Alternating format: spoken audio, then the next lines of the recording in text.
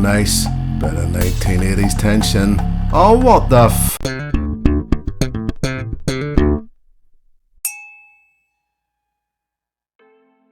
Hello and welcome to another Whiskey Review with me, the Whiskey Novice. Yes, it's me again. Thank you for joining me for review number 131 and the start of another new series, and it's time to grow up.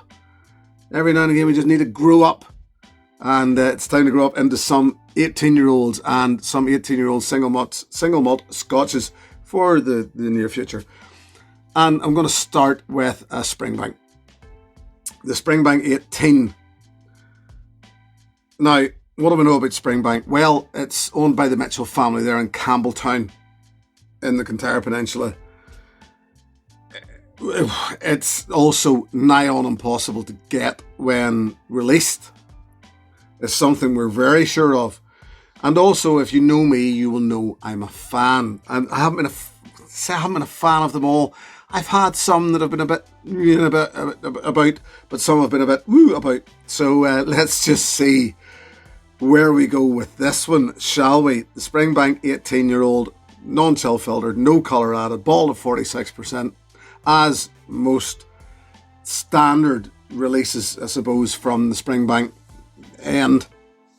Now, 18 is something, before we get into this bottling, 18 is just something that, to me, if you stop and you think about 18, 18 in this country is the legal age to drink alcohol, and it's one of those things as a resident of the island of Ireland, as someone from the UK, if you want to put it that way, whichever way you look at it, as someone who just wanted to be an adult, 18 years was a long time, and 18 years is a long time. So to keep a whiskey, to keep a spirit in a cask and watch and wait for 18 years is a risk, if nothing else. Springbank Distillery, pardon me, Springbank Distillery, they're all in-house. Everything getting done from the malting floor, from the malting of the barley right through to the bottling and labelling. So it's a risk, 18 years, because you're watching this, especially for a distillery with such a low yield, really. You're watching those casks, and in this case, we're looking 50% bourbon, 50% sherry. They're watching those casks, expecting and waiting and hoping for the best. The other thing to remember, if you're relatively new to this, is 18 is the youngest whiskey in this. So I would almost guarantee there are older whiskies in this bottle.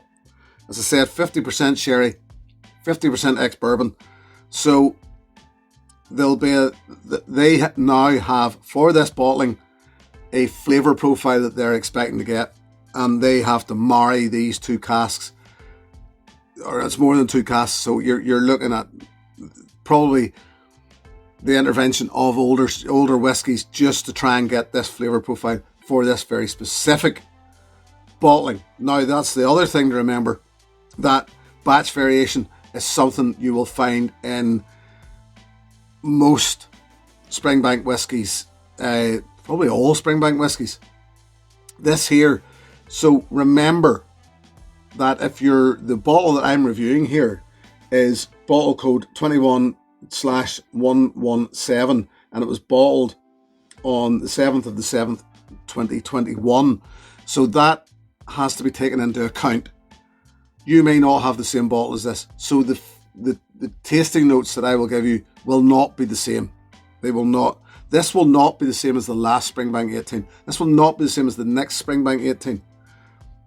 We're only capturing a moment in time here, really. And it's always something to remember in batch release whiskies, especially distilleries who have a lower yield like Springbank.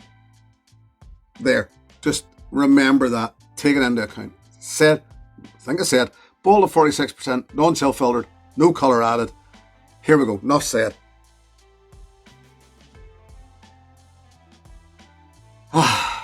I've said, I think I said there that I don't always rate the Springbanks. This, from the moment I opened this bottle,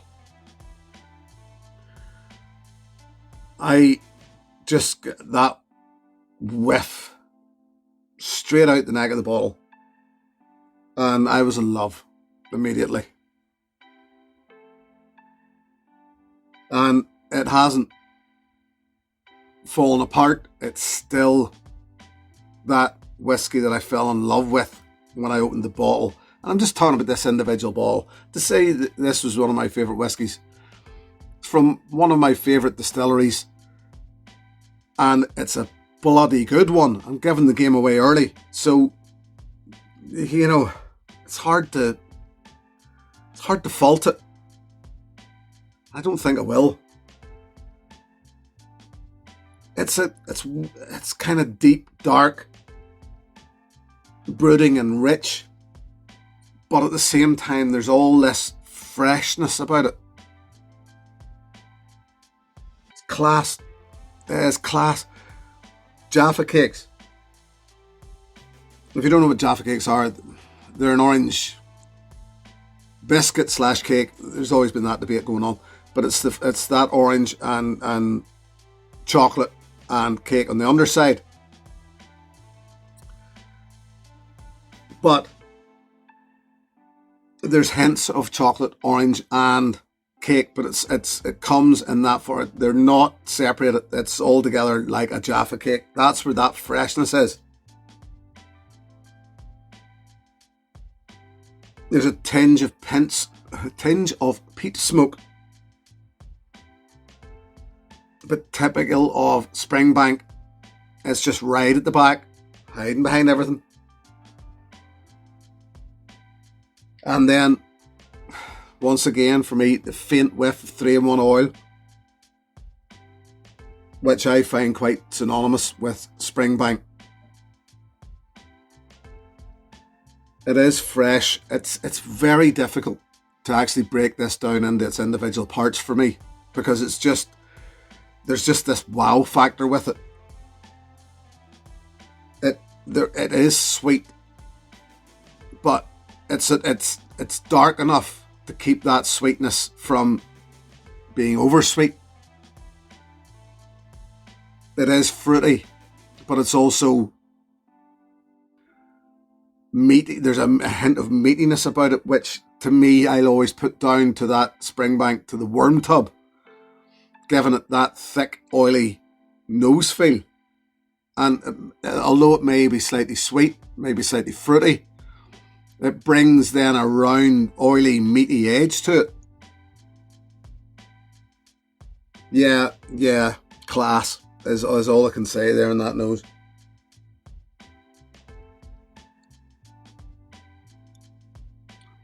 Soft, sweet, sour, slightly, ever so slightly savoury note in the palate.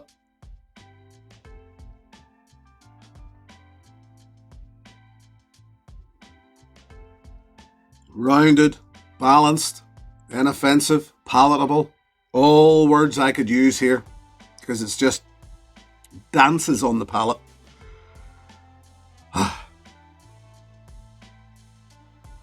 Yeah, I said it earlier on, it would be hard for me to find fault. I don't think I can. I generally don't, for the way it noses, the way it tastes. It's just right up my street. And I know the idea here is to try and give you a balanced view on something. This is me being balanced on this. It's just cracker. It's just tip top. It's got all of that freshness that I said in the nose. That 3-in-1 oil thing is still there on the palate, but it's a sweetness, which I actually put down to the Campbelltown funk. People talk about the Campbelltown funk. I think maybe some folk have a different view of what that Campbelltown funk is. For me, it is that 3-in-1 oil thing. It's sweet, yet a weird sweetness. You know, it's a slight... It's hard to explain, basically.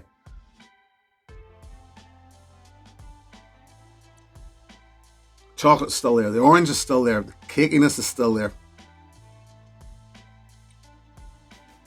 It's not dry. It's not overly sweet.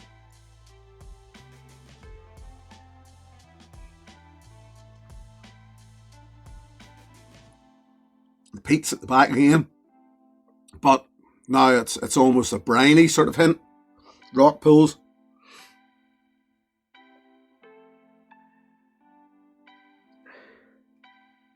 That, yet again, that dirty texture of the worm tub.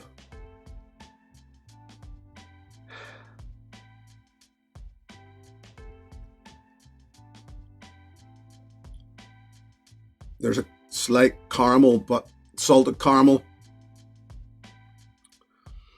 and dark chocolate.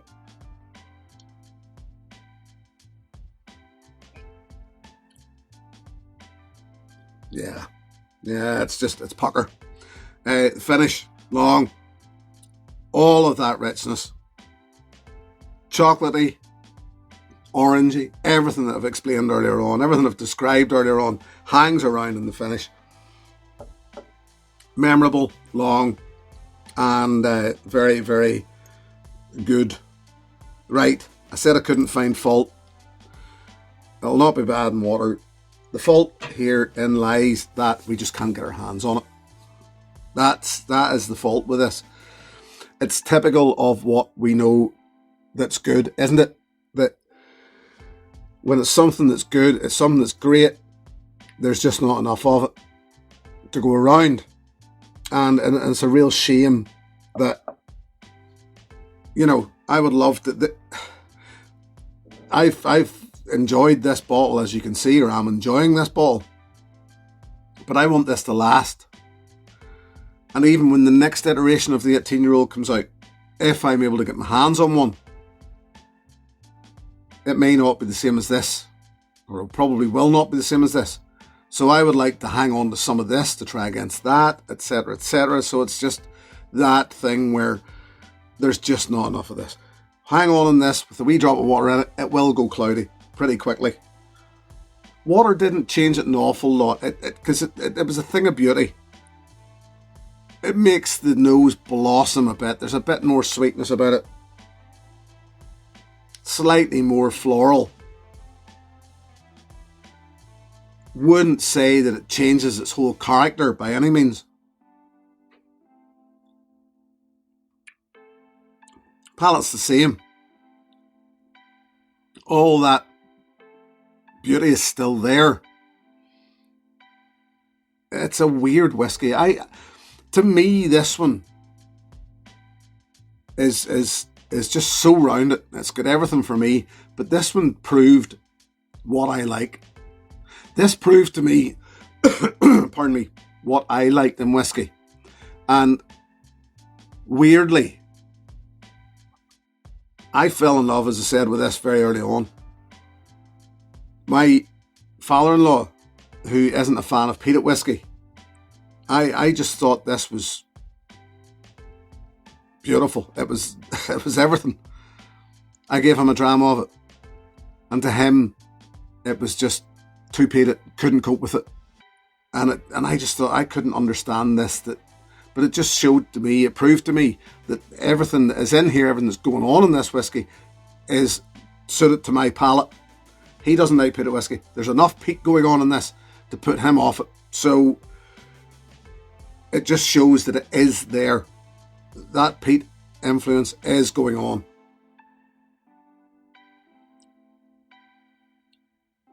Touch of water, yeah, no, that doesn't really make a whole lot of difference to it. Were it me, I would probably be adding a drop of water to it anyway, just to thin it out a hair. But look, I know I've been glowing. I know I've been, and it seems a bit wasted in that it's so hard to get hold of. But I just had to let you know what I thought of this. This is certainly one of my favourite whiskies, and I hope to be able to get hold of this again. I paid £100, I think, which was the RRP for it. it's what you're willing to spend, because this will be on the secondary market going for quite a few more hundreds than that. Is it worth it? Well, it just depends on how much money you have and how much you're willing to spend, I suppose. So look, I don't think I could be more glowing about it than that. Yeah, it's fantastic to me. If you can get it, I hope you enjoy it. Let's just move on.